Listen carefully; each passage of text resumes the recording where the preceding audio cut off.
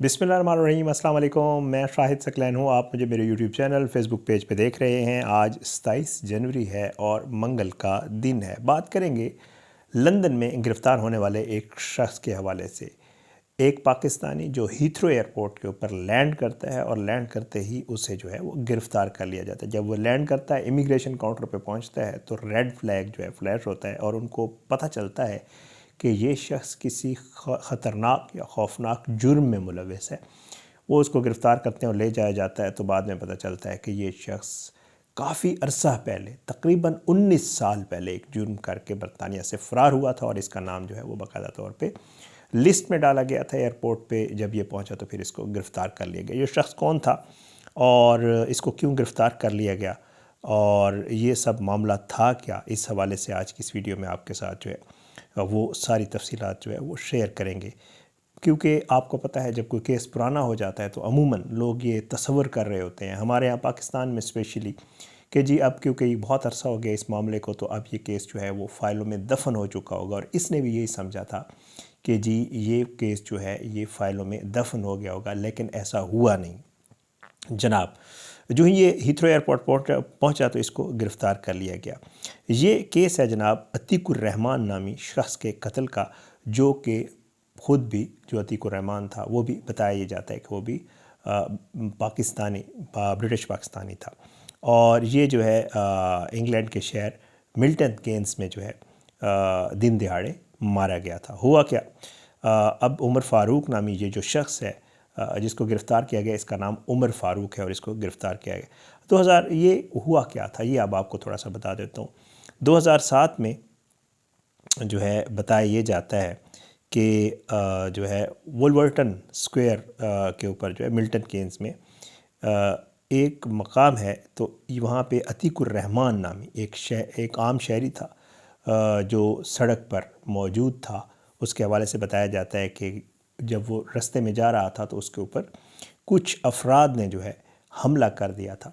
वहाँ पर मौजूद जो ऐनी शाहिदीन, जो बाद में कोर्ट में भी सामने आया, वो ये बताते हैं कि जी ये हमला इंतहाई बेरहमाना था, क्योंकि अतीकुर रहमान के ऊपर लोहे के राडों, मुक्कों और लातों से बाकायदा तौर पे बड़ा ही बेहमाना तशद्दुद किया गया था।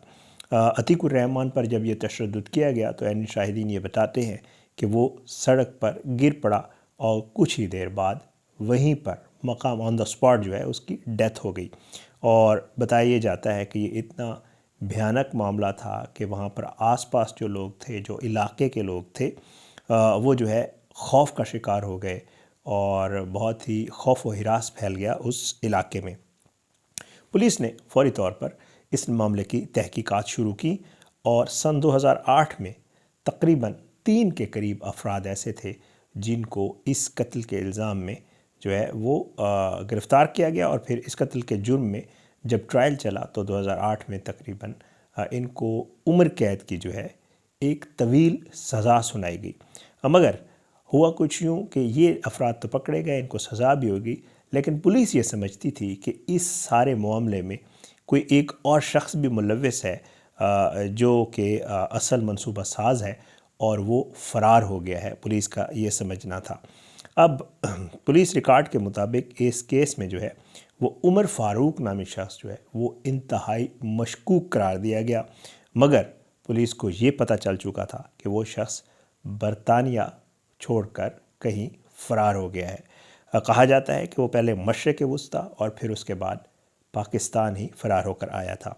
इंटरपोल और बरतानवी पुलिस ने इसे कई सालों तक तलाश किया, मगर हैरान कुन तौर पर वो इतना चालाक था कि वो वहाँ से बच निकलता जब भी उसको गिरफ़्तार करने की कोशिश की जाती। और ये केस कहा यह जाता है कि बरतानवी फ़ाइलों में एक कोल्ड केस बन चुका था, यानी जिनको सज़ा हो गई सो हो गई, और जो ये शख्स था जिसके हवाले से पुलिस कहती थी शायद ये मरकज़ी किरदार है, वो भाग निकलने में और बच निकलने में कामयाब हो गया। यानी एक ऐसा केस, कोल्ड केस, जो वक्त के साथ तकरीबन बंद समझा जाता है। बहरहाल, मगर फिर जनवरी 2026 में, यानी अब हीथ्रो एयरपोर्ट लंदन पर जो है एक जहाज़ पाकिस्तान से पहले उज़्बेकिस्तान जाता है और फिर उसके बाद जो है वो लंदन पहुंचता है। इमिग्रेशन सिस्टम में जब इस शख्स का जब एंट्री होती है इमिग्रेशन सिस्टम में, तो इमिग्रेशन सिस्टम में इस नाम के ऊपर रेड फ्लैग हो जाता है उमर फ़ारूक और उसके ऊपर रेड फ्लैग। और जैसे ही वो इमिग्रेशन काउंटर पर पहुंचता है पुलिस हरकत में आ जाती है और चंद मिनट में ही से गिरफ़्तार कर लिया जाता है। वो शख्स जो है वो उसको हथकड़ियाँ लगा दी जाती हैं और उसे पुलिस अपनी तहवील में ले लेती है। इसे 2000 कत्ल के इल्ज़ाम में गिरफ़्तार किया जाता है। बहरहाल जी अब जो पुलिस का और अदालत का बयान है वो ये है कि जी अब इसको उसी केस में जो मैं आपको बता चुका हूँ, मिल्टन केन्स जो केस था उसकी, और मिल्टन केन्स के ही को मजिस्ट्रेट की कोर्ट में अब इसको जो है वो पेश किया जाना है। थेम्स वैली पुलिस के मुताबिक ये गिरफ़्तारी बाकायदा एक वारंट के तहत जो है वो की गई। और इमा बेली जो पुलिस कमांडर हैं उनका ये कहना है कि सन 2007 में अतीकुर रहमान का जो कत्ल था वो हमारे शहर के लिए एक बहुत बड़ा सदमा था। इस गिरफ़्तारी की खबर से कई लोगों के लिए ये खबर तकलीफ़देह हो सकती है दोबारा, लेकिन हम इंसाफ के लिए पुरअज़्म हैं।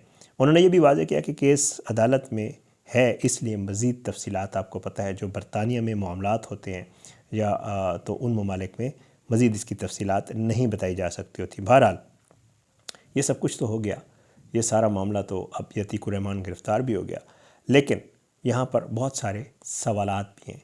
वो ये कि पुलिस तो कह रही है कि उमर फ़ारूक एक मास्टरमाइंड था। सवाल ये पैदा होता है कि क्या वाकई उमर फ़ारूक जो है वो एक असल मास्टरमाइंड था, और अगर पहले 3 लोग जो है वो सज़ा काट रहे हैं या उनको सज़ा मिल चुकी है तो ये फिर चौथा किरदार क्या था, और फिर इसने ऐसे कौन सा काम किया था इस सारे मामले में?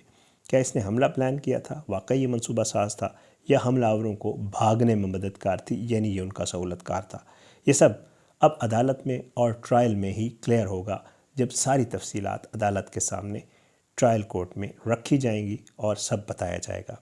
लेकिन एक बात वाज़ेह है कि इंसाफ जो है वो कभी भी पुराना नहीं होता। 20 साल बाद भी अगर मुलज़िम मिल जाए तो कानून उसे पकड़ लेता है। बहरहाल जी अतीकुर रहमान के ख़ानदान के लिए ये गिरफ़्तारी जो है एक नई उम्मीद के तौर पे देखी जा रही है, इसलिए सिर्फ केस नहीं बल्कि एक ज़ख्म है जो अभी ताज़ा है। हम दुआ करते हैं कि अदालत में हकीकत सामने आए, जो कसूरवार हो उसे कानून के मुताबिक सज़ा मिले। और ये सारा मामला जो है चल रहा है, ये एक केस था जिसके हवाले से जो है हम बात कर रहे थे। इस तरह के बहुत सारे केसेस और इस तरह के मामला जो ओवरसीज़ पाकिस्तानीज़ और ओवरसीज़ से रिलेटेड होते हैं, मेरी कोशिश होती है मैं उनके ऊपर आपसे बात करूं। इस केस को जो मीडिया है वहाँ पे उसमें भी रिपोर्ट किया गया है, और ज़ाहिर बात है क्योंकि ये पाकिस्तानी से लिंक्ड था, एक पाकिस्तानी का इसमें ज़िक्र था, और जो मरने वाला था वो भी एक मुस्लिम था, तो इस केस के ऊपर बात करनी थी।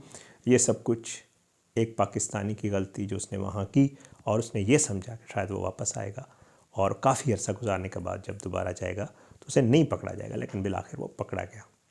इजाज़त दें, इंशाल्लाह अगली वीडियो में मुलाकात ज़रूर होगी। अगर आप चाहते हैं कि इस तरह के मामलात के ऊपर बात करूं तो कमेंट्स की सूरत में ज़रूर बताया करें। और वैसे मैं ट्रू स्टोरीज़ भी करता होता हूं, तो उसकी भी अगर कोई स्टोरी आप मेरे साथ शेयर करना चाहते हैं तो ज़रूर शेयर करें। इंशाल्लाह मैं उसको अपनी वीडियोज़ में ज़रूर शामिल करूँगा। इजाज़त दें, अगली वीडियो तक के लिए अपनी दुआ में याद रखिएगा। अल्लाह हम सबको अपने ज़मान में रखे, अल्लाह हम सब पे अपना रहम करम करे, अल्लाह हमारे मुल्क का हामी नासिर हो, इसके खिलाफ साजिश करने वालों को नस्ल नाबूद करे, अल्लाह ज़ालिमों को इबरत का निशान बनाए, मज़लूमों को इंसाफ मिले। अगली वीडियो तक के लिए मुझे इजाज़त दें। पाकिस्तान जिंदाबाद। अल्लाह हाफ़िज़।